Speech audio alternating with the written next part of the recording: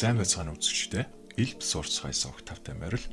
Энэ хүсвээр та бүхэн маань хүзрийн болон өөр 9 сэдвийн сонирхолтой зүйлсүүдийг ашигласан элбүүдийн нууцыг нь мэдээ зогсохгүй мөн тэдний хийх аргачлалыг би та нартай дэлгэрэнгүй зааж өгдөг билээ.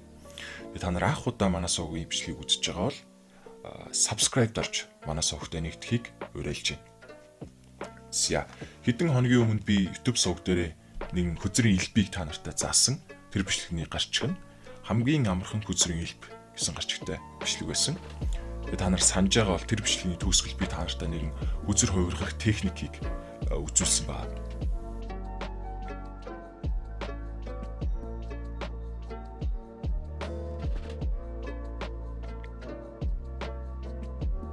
Тэгээд хэрвээ та нар тэр техникийг сурмаар байвал комент хэсэгт тэр хүсэлтээ бичиж үлдээгээрэй гэж би уриалсан. Гэтэл тэр бичлэгнээс хойш хэдхэн өдрийн дотор маш олон хүн комментээр тэр хүзэр хувиргах техникийг сурмаар байна гэдгээ илэрхийлсэн байна. Тийм учраас миний бие та нарын комментиг уншаад одоо үзэгч та нарынхаа хүсэлтийг хүндэтгээд тэр техникийг заахаар шийдсэн байна. Тэгээ энэ бичлэгэн дээр би яг одоо заах гэж байна. Тийм учраас та бүхэн маань хүзрээ аваад надтай нэгдээрэй. Юун түрүүнд та бүхэн маань нэгэн хүзрийн техникийг сурсан байх шаардлагатай. Тэр бол давхар эргүүлэх буюу double lift гэдэг техник. Юу вэ гэхээр бид өнгөц сайхан дөрвөлжигийн тамгийг ганцаараа дээш нь харуулсан юм шиг харагдуулсан. Боловч яг үүндээ хоёр давхар хүзэр би дээш нь харуулсан. Нэгсэндээ давхраар нь хоёр хүзрийг эргүүл, нэг хүзэр юм шиг харуулж эргүүлдэг юм цэвэрхэн харуулдаг юм хүзрийн тустай техник байгаа. Энэ техникийг эхлээд та нар аль хэдийн сурцсан байх шаардлагатай. Тэгээ энэ техникийг хийх хэд хэдэн аргыг би аль хэдийн энэ бичлэгэн дээр заасан учраас та бүхэн маань тэр бичлэгийг сонирхож үзээрэй. Тэгэхээр та бүхэн маань хоёр давхар эргүүлэх аргыг аль хэдийн сурчсан гэж би тооцлоо шүү. Ямар ч хэсэг хүзрийг давхраар нь эргүүлнэ. Давхраар нь эргүүлчихэд явах гэхээр бидний одоо хийх шаардлагатай зүйл бол ерөөхдөө хоёрт байгаа энэ дөрвөлжингийн 8-ыг ерөөсөө яаж хийж байгаа дээр нь гаргаж ирж байгаа ийм л үзэгдэл явж байгаа. Энийг л одоо их сонирхолтойгоор ийм одоо уран үзэмжтэйгээр одоо яг хүзэр хувиргаж байгаа юм шиг харагдуулдаг тийм элб байгаа. Энэ бол баггүй бас хөдөлмөр баггүй бэлтгэл шаардлагатай байгаа шүү. Энэ элбийг хийхэд бол ерөөхдөө хүзрийг ашиглаж байгаа хүзэр чинь ийм ардтал нь ийм цагаан хүрээтэй ийм хүзэр, ийм дизайнтай хүзэр байвал их сайн. Яагаад гэвэл жишээлбэл ийм хүзэр ашиглах юм бол ерөөхдөө жоох эрсдэлтэй юу гэдэг чинь хоёр давхар эргүүллээ гэхэд энэ нь одоо жоохоо ингэчгэд л хоёр давхар гэдэг нь мэддэгдээд баригдах магадaltaй. Дээрэс нь энэ элбээ хийж яхад ер нь бол яг цэвэрхэн хийж бол болно. Гэтэ ер нь бол эрсдэлтэй. Яг тэгвэл бүх одоо ардтал нь улаан байхад цагаан юм бол маш энгийн амархан мэдэгдэнэ гэсэн. Харин ийм цагаан өрөөтэй хүзэр дээр хийж ивэл яг хөө тэгэхээр баригдах эрсдэл бага. Яг тэгвэл угаасаа л хүзрийн ардлууд нь цагаан өрөөтэй байгаа учраас одоо жишээл ингээд би ингээ муу эргүүлчлээ гэж дээ. Тэнгүүт улаан үзэр дээр хийжсэн бол баригдсан байгаа. Гэтэл цагаан хүрээтэй үзэр дээр хийж байгаа учраас хүн энийг дээшээ харсан үзэр гэж анзаарахгүй гэсэн үг. Би бүр 3-ыг эргүүлсэн биз дээ. Ямар ч үсэн ингээ цэвэрхэн хоёр давхраар нь эргүүлчихнэ. Хоёр давхраар нь эргүүлсэн байгаа. Баруунаараа бичдэг бол бүх үзрөө зүүндээ барина. Зүүнээрээ бичдэг бол гараа ингэж байна. Барьцсан байгаа. Энэ гараа хоосон байгааг харуулад янз бүрийн уян ялархаа юм хийн. Уян ялархаа юм хийж явахдаа энэ хүзрөө жоохон хааж барьс хийгээд хааж барьж явахдаа яах вэ гэхээр эрхийн урууг ашиглаад энэ дээдлийн үзрийг жоохон дээшлүүл. Жоохон ингэж дээшлж. Тэнгүүт яах вэ гэхээр хоёр дахь хүзэр харагдж байгааз тэрийгээ бид нар гараараа дарцсан нууж байгаа гэсэн үг. Ингэсэн байж явахдаа яах вэ гэхээр баруун гарынхаа энэ доотлын энэ хэсгийг ашиглаад энэ хоёр дахь гэрлийн арав дээр доотлын хэсгийг ингэж наалдуулж дарс хийгээд тэгээд баруун гараа хоошоо татах юм бол яаж юм? Гэрлийн арав хоошоо татагдж байгааз. Гэрлийн арав хоошоо татагдлаа. Ингээд төвтэйхэ барьсан байгаа унгаахгүйгээр. Тэгээд тэгж явахдаа дөрвөлжигийн ноёноо буцааж барьна хийгээд тэгээд хүзэртэй гараараа Ингэж яах та дээр нь тавь. Юусе ийм л юм болж байгаа. Энийг л ерөөсөө одоо айгүй цэвэрхэн хийж сурах шаардлагатай гэсэн үг. Тийм ээ. За хоёр давхраар нь эргүүллээ. Гараа хоосон байгааг харууллаа.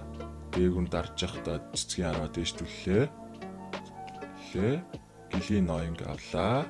За гэлийн ноёнг авчаар энэ нөхрүүдэр чи харагдаж байгааз тийм учраас энийг харагдахгүй ингэж сайн нууж барих хэрэгтэй. За авсан бол цэцгийн араа буцааж хөвтөхийн яг энэ дээшээ доошоо болж байгаа үйлдэл мэддэхгүй аль болох үзэгчд мэддүүлэхгүйгээр хойш нь тавиад тэгээд цэцгийн ар дээрээ дөрвөлжгийн ноёноо тавиад яг байранд нь оруулаад одоо энэ үндсэн гарын байралд байгаа шүү дээ. Эрхийн уруу, 7 уруу, 3 уруу гэд яг энэ оруулангууд чи ингээд замбраагүй тавьчих магадлал айгүй өндөр. Тэрийгээ яах вэ гэхээр энэ үлдсэн 5 уруугаараа засаад байгаа байхгүй ингээд шууд засч бариад байгаа гэсэн үг. Шууд засч барьж байгаа. Ойлгож байна уу те? Зя харууллаа. Жохон дээшлүүлээ, татлаа. За одоо би ингээд эвгүй болчихж байгааз. Гэтэ эвгүй дууссан ч гэсэн тэгээ яалтчгүй нөгөө нэг юм цагаан хүрээтэй үзэр болохоор ядаж одоо баригдах магадлал арай бага хувь болж байгаа. Баггүй юу? Зя ерөөдөө ийм байна. За бэлтгэл хийх тусам яах вэ гэхээр аль болох одоо анх сурж байхад та нар ингээд цэцгийн дараа нэлээд дээшлүүлж байгаад энийг авч байгаа шүү дээ тий. Бэлтгэл хийх тусмаа та нар яах вэ гэхээр энийг жоохон дээшлүүлж эхэлнэ. Тэгэхгүй бол одоо хитрхи ингээд байл угаасаа нэг нотой юм болж байгаа нь үзчихэд би тэгдэж шүү дээ. Тийм учраас жоохон дээшлүүлээд жоохон гарч ирсэн одоо маш жоохон дээшлүүлээд жоохон гарч ирсэн энэ цэцгийн ноёнг гараараа аваад сурчна гэсэн үг. Энийг бол яг бэлтгэлийн ачаар л сурна. За ингээд илбээ дуусгачлаа. Дахиад 2 давхраар нь аваад яаж байгаа гэсэн үг. За тэгээ ингээд үргэлжлүүлээд илбэл хийж болно бас. Ойлгомжтой тий. За энийг мэдээч гараа гарчин ерөнхийдөө хөстэй байх тусмаа одоо энэ илбийг хийхэд амар болдог. Яагаад гэвэл энэ хөзрөн чинь ингээд энэ хоёр дахь хөзрөө аль болох ингээд жоохон наалдас хийж ингээд татагдаад байгаа. Хэлж байгаа тий. За тийм учраас хөстөйгаар за гараа одоо хүчээр хөстэй болго гэж хэлэн цаашаа тий. Зүгээр мэдээлэл өгсөн юм аа. За заримдаа нэг ийм асуудал үүсдэг. Хоёр дахь хөзрийн татангууд ингээд дахиад баах хөзөр ингээд цуг татдаг гаддаг. Тэрийг яах вэ гэхээр тим юм болсон бол тэрийгээ шууд мэдрээд шууд ингээд буцаа засчих хэрэгтэй. Өөр хөзөрнөө цуг гараад ирсэн тохиолдолд биений өнцөг зүрэнд байгаа. Нэг ингээд засаад хийх хэрэгтэй байгаа. За мөн өөрсдийнхөө одоо үзэмж хүслийн дагуу янз бүрийн гоёор дуусгаж болно. Жишээлбэл одоо юу гэдэг чинь ингэчээд одоо гараа оруулангуудаа шууд ингэхээр бас амар гоё харагдаж байгаа. Яг ингээд шууд амар огцом хувирж байгаа юм шиг харагдаж байгаа. За эсвэл ингэж харуулчаад тий ингэж авчаад тий ийшээ яваад тий энд байгаа л байгаа шүү дээ. Ийшээ яваад шууд бүм гэхээр бас амар гоё харагддаг. За ерөөхдөө wave change гэдэг нэрсэн шалтгаан магадгүй одоо энийг ингэж wave хийж одоо хувиргадаг байлгүй тий. Тийм болохоор л одоо wave change гэж анх нэрлсэн байлгүй. Wave гэдэг чинь өөрөө юм wave гэсэн үг шүү дээ тий. Даллах. За өөрөөр одоо юу гэдэг чинь шууд ингэж бас дуусгадаг хүмүүс байна. За энэ бол ерөөсө таны хүсэл сонирхол байгаа. За ерөөхдөө бол ингэ болчихж байгаа юм. Өнөөдрийн бичлэг бол ийм байлаа. Тэгээд энэ хүртэл үзсэнд баярлалаа. Миний одоо олон үгсийг твчиж энэ хүртэл үзсэнд баярлалаа. Тэгээд надаа бол өшөө заах зөндөө юмнууд байна уу? Зөндөө л одоо зүйл байна. Тэгээд ер нь бол би таарт өшөө олон зүйлийг заахыг хүсэж байна. Тэгээд та нар комент хэсэг дээр яг бичлэг ямар санагдав, таалагдж гин үү, таалагдахгүй байна уу те. Тэгээд дараагийн бичлэгээр юу сурмаар байгааг бичиж үлдээгээрэй. Яг би та нарын комментүүдийг уншаад дараагийн бичлэгээ боловсруулдаг. Тэрний нэг том жишээ бол энэ бичлэг байна. Яг өмнөх бичлэгнээс үүдэж энэ бичлэг үүссэн байна. За баярлалаа. Тэгээ та нарын маш олонхон subscribe дараагүй байгааг би харсандаа жоох харамсалтай байсан.